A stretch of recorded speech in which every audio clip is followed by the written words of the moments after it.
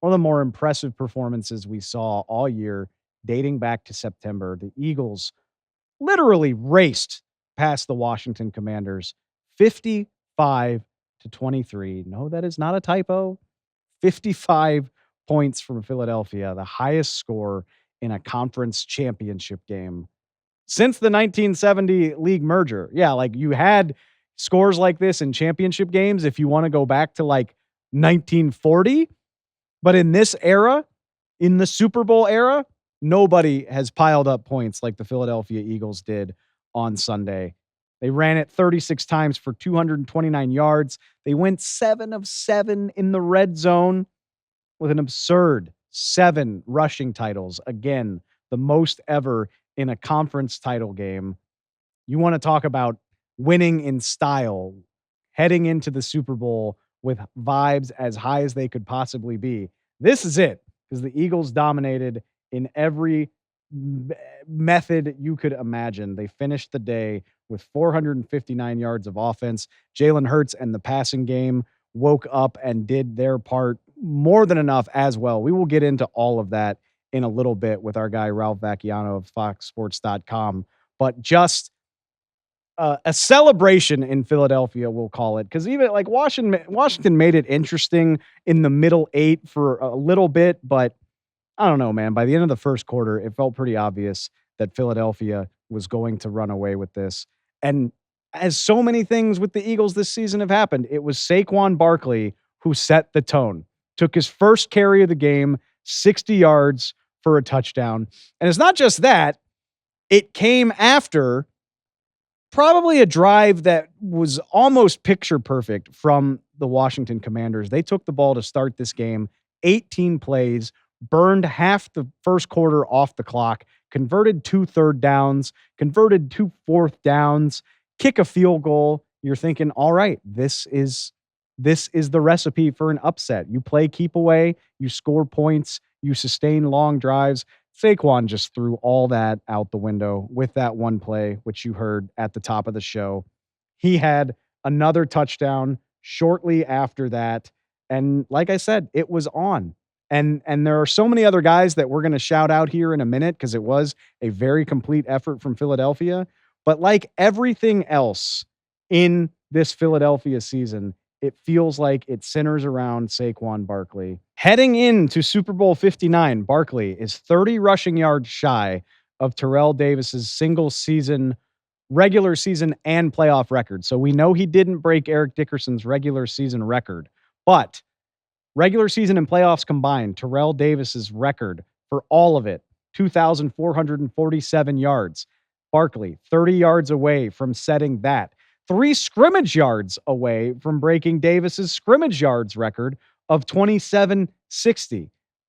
30-3, I'd say that feels pretty manageable. Barkley has already achieved football immortality with this season alone, but just goes to show you how special this year has been.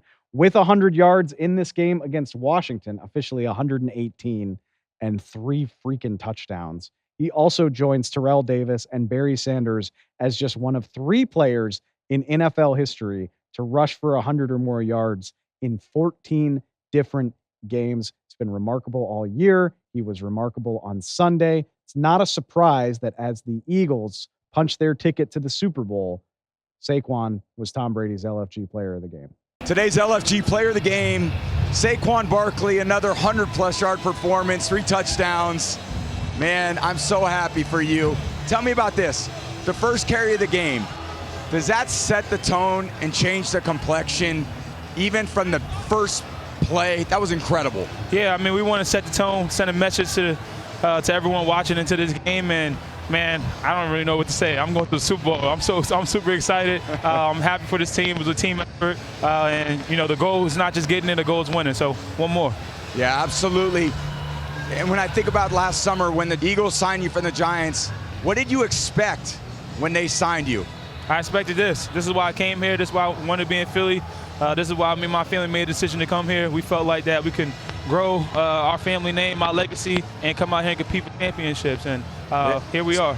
It's a great way to look at it. And you've been such an unselfish player, even though you've been so exceptional this year. I highlighted your block on Jalen's quarterback run. You were the lead blocker on Luvu. Tell me about that play when they call your number to do something that normally is a little outside the realm of what an MVP running back looks like. Yeah, whatever it takes, man. That's a mindset. You can't be great. You only can be great with the greatness of others, and that's a mindset. That's what we've been doing all year, and you just got to sell out. This is a championship game, and made a big block there. Jalen made a great read and got into the end zone. Well, congratulations. You are an NFC champion tonight. You're the LFG player of the game, and we'll see you in a couple weeks in New Orleans. Congratulations. Yes, sir. Much love. Every game that I broadcast, I award the LFG Player of the Game to that one player who makes me say, let's go. Let's dive deeper into this big Eagles win and their second trip to the Super Bowl in the last 3 years by talking to somebody who was there for it. He's been there for this Eagles playoff run. In fact, bringing back in our guy, Ralph Vacchiano of FoxSports.com. Ralph, how you doing? And what was the scene in Philadelphia as this organization punched another trip to the Super Bowl? It was pretty wild. I think there was a lot of relief in the locker room and in the stands for sure.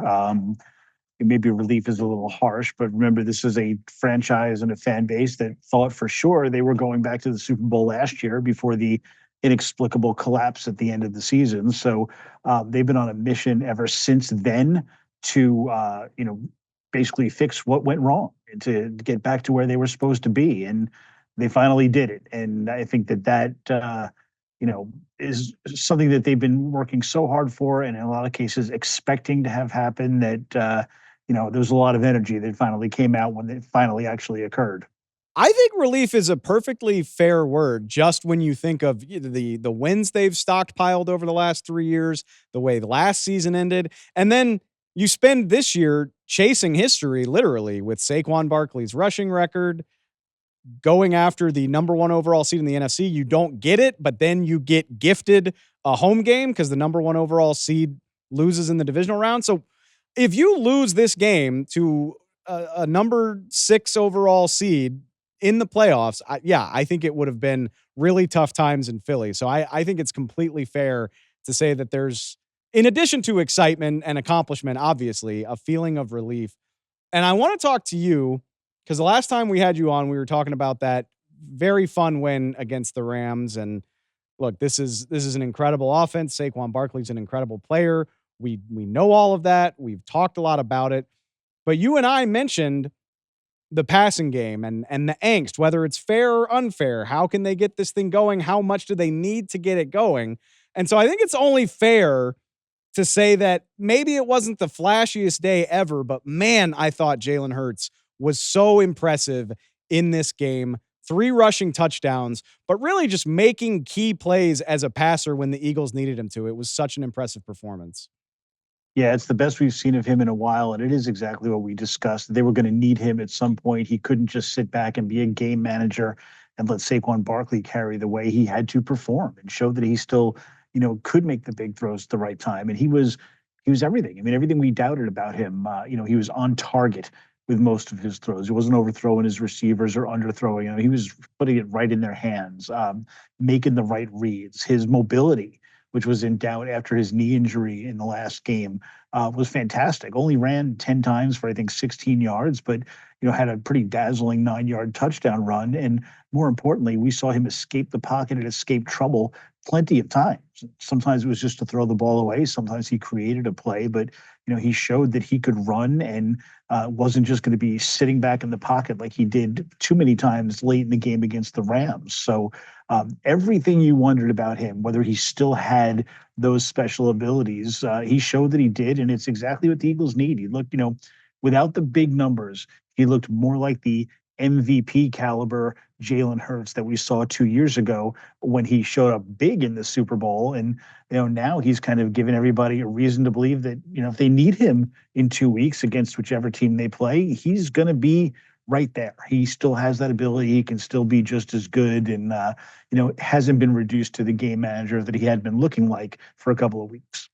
I think the criticism at times has been completely fair, to be honest with you. And look, I think so much of it comes from the fantasy football mindset of, why isn't A.J. Brown having this crazy day? Why isn't Devontae Smith doing more? I don't care about that. I do not care about the statistical output of the Eagles passing game, but there have been very real times this season, including last week against the Rams, where you weren't sure if the Eagles were going to have a second pitch to go to if Saquon wasn't there for them. And sure enough, against Washington, Saquon goes 60 yards on his first touch. And then it really felt like Washington buckled down on him. And Jalen was able to make the throws to get the Commanders out of those looks. So that's what I've been looking for, is whether it's 4th and 5 and you hit A.J. Brown for that go ball, or whether you draw defensive pass interference in the end zone with a great throw to Devontae Smith. That's the type of stuff I've been looking for. My question for you is, you had a chance to speak with Jalen after the game, go to his press availability once this game was over. You just mentioned, he played like an MVP candidate in 2022. He was a second team All-Pro as well. He's now going to his second Super Bowl. What is his response to the amount of criticism that he's faced, considering everything that he's accomplished in his young career? Well, he says he doesn't care. His stock answer is, I just care if I win. That's all that matters. I don't listen to the outside noise. I don't hear it. He doesn't care that people don't think that his numbers look good. He just cares about winning, and they win a lot. That being said, I can tell you that Nick Sirianni cares. He pretty much made his press conference about how Jalen Hurts has so many doubters and it's ridiculous, and people have to kind of get off that kick and understand that, it doesn't matter if he throws for 300 yards, he just keeps winning, and that's the most important thing. I can tell you that some guys in the locker room talked about how they think they're pretty sure that Jalen Hurts hears it. Jordan Mailata, his left tackle, said that outright, that, it's not a coincidence that he plays big in the biggest games, because he thinks he hears the noise, hears the doubters, and can be motivated by it. So I'm sure that he does hear it. I'm sure he understands. He gets a lot of questions about what's gone wrong with the passing game and whatever, and he usually has an answer for it on the field. He's certainly not bothered by it, as long as this team keeps winning. And when you look at it, in his 5 years, who's done more winning than him? I mean, 2 Super Bowls in the first 5 years of his career. 3-4 trips to the playoffs now. He's been remarkable, and it's not just because he's surrounded by great talent. He needs a little bit more credit for the things that he's able to do to keep this team on track.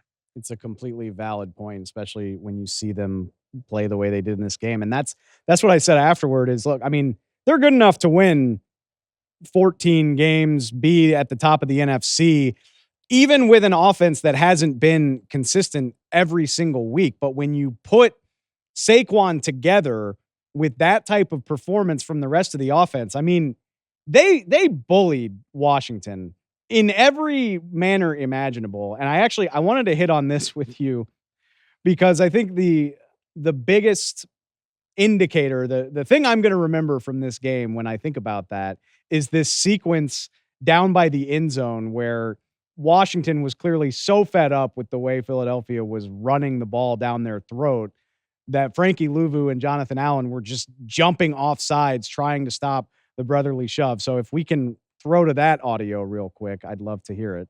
Encroachment, defense number 93.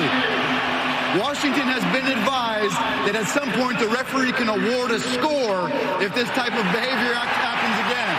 For now, it's a replay of second down. I mean, I guess Ralph, you've been around this league a long time. Have you ever heard that before? And B, is that not the best snapshot of this game ever, where the refs have to be like, hey, knock it off and play this game the right way? We're sorry that you're so frustrated by what's happening to you, but this is where you're at, Washington. Yeah, it certainly was, kind of emblematic of the Commanders' frustration. But I tell you what, I'd never heard that rule before. It is actually a rule. Unbelievably, it's a rule. The officials have the discretion of saying, we're tired of what you're doing. We can award you award your opponent a touchdown if you keep doing this. I've said for years that I don't understand why teams down at the 1 don't jump off sides constantly on this, on the tush push to see if they can stop and keep sending people over the top until you time it right, because the penalty is only inches, basically getting closer to the goal line. Well, now I know why they don't do it. I totally never heard of that rule before. It is an actual rule. I have to admit it's a little crazy when you think about it, because imagine this scenario where if the Eagles have been trailing by 5 and we're down at the 1 yard line looking for the game-winning touchdown, and the officials decided we're just going to award it to you. It would be the greatest controversy in NFL history. So, obviously the Commanders, I'm sure they knew the rule. I'm sure they were trying to test it and push it as far as they can, but it was quite the sequence, because it certainly did come off looking like they were just frustrated and they had it and kind of out of ideas for, winning this ball game. Yeah, I think I got to imagine the refs would have a slow whistle if the game was on the line, but when the game feels decided and it's just the question is what's the final score going to be, I think the refs are a little more like, hey guys, let's all get out of here in one piece. We know where this is going, which that feels like the theme of the day for Washington. And that was the other thing I wanted to hit on. Washington did not help here. I mean, I think you could classify this as a self-destruction on their part. Like, you talk about teams not being ready for the moment. 4 turnovers when you had, I believe, 16 heading into the game, or maybe, 15 or 16 heading into the game. You've got 4 on the day, some very untimely penalties in the red zone. I think Washington is a big part of why this score looks so ridiculous and lopsided. But having said that, I think they could have played the cleanest game of their season, and Philly wins this game still by 10 to 14 points.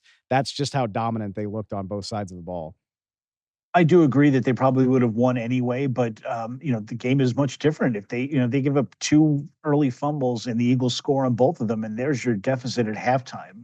They fumble again, they have a late interception, and it's not Jayden Daniels until the end and the interception in the end zone. The game was basically decided. Up until that point, it was other players that were fumbling the ball away. It was a veteran corner that they added in Marshawn Lattimore, who was getting pass interference plays and personal fouls that were, costing them shots at the end zone. It was just, it wasn't a rookie quarterback melting down, but it was parts of the rest of the team melting down. And, look, some of it is them. Some of it is when you play against a team like the Eagles, you make mistakes, and, credit the Eagles for going after the ball and knocking it out of the hands of some players and making sure to pounce on it. Their defense gets credit for doing that too. But, you're looking at it from Washington's perspective.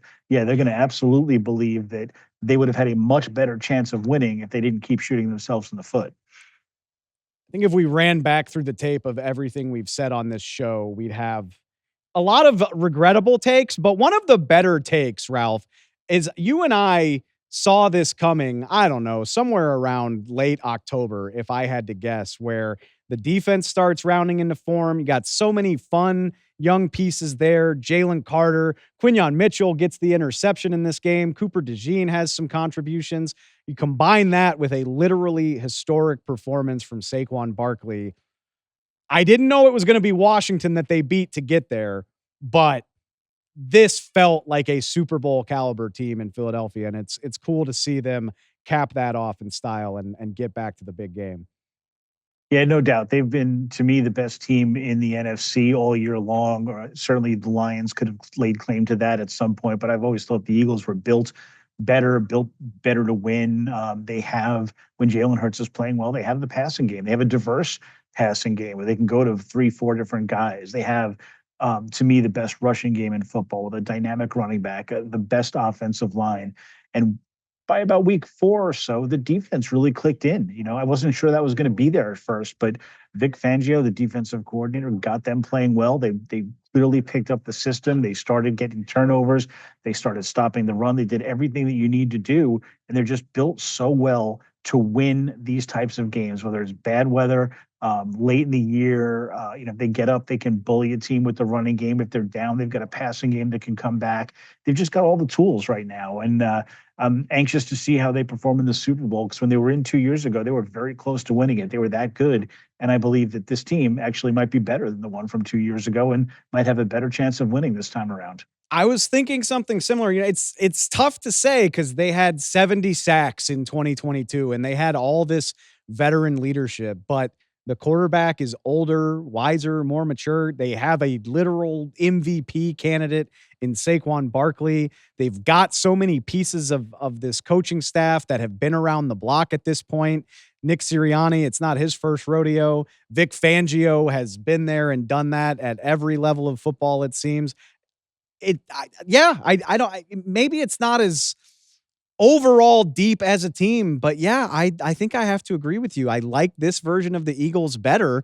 And if they play their game, there's so many different ways they can win this game. I'm fascinated to see how they match up in the Super Bowl. It's not quite the same defense. They definitely don't have the same pass rush. They have a good enough pass rush, but I think they're a better tackling defense overall. I think at times the secondary is just as strong as it was, and I think the running game is just better. And Saquon Barkley gives them that element that I don't think they had 2 years ago, where teams really have to worry about how much they're going to run. Not only those big runs, which obviously he had in this game, but more often than not, also just the way they can sort of peck away at a defense with the consistent running game. It's just such a weapon, so much better, I think, than it was 2 years ago. That it's going to be hard to stop in the Super Bowl. It really is. And Saquon Barkley is just having a magical year. It's hard to see him not having a big game, even if teams gear up to stop him. And that's what's going to happen. Would you bet against him having 150 yards? I don't think I would in this game. You're seeing the numbers on our screen right here. I'm looking at it. Saquon Barkley has the second highest playoff rushing total prior to a Super Bowl in NFL history. The other guys that have done similar numbers, Terrell Davis and John Riggins, who A, are both Super Bowl champions, and B, both made the Hall of Fame. So pretty good company for Saquon to be keeping. Lot to get into, but we got 2 weeks to do that. For now, just a really fun moment for the Eagles and for their fans, obviously. And like I said, they did it in about as impressive a fashion as they've played all year, which makes it that much more fun to watch. Ralph, we appreciate your help throughout these playoffs. I'm guessing we'll be checking in with you in the build up to the Super Bowl as well. Thanks again, man.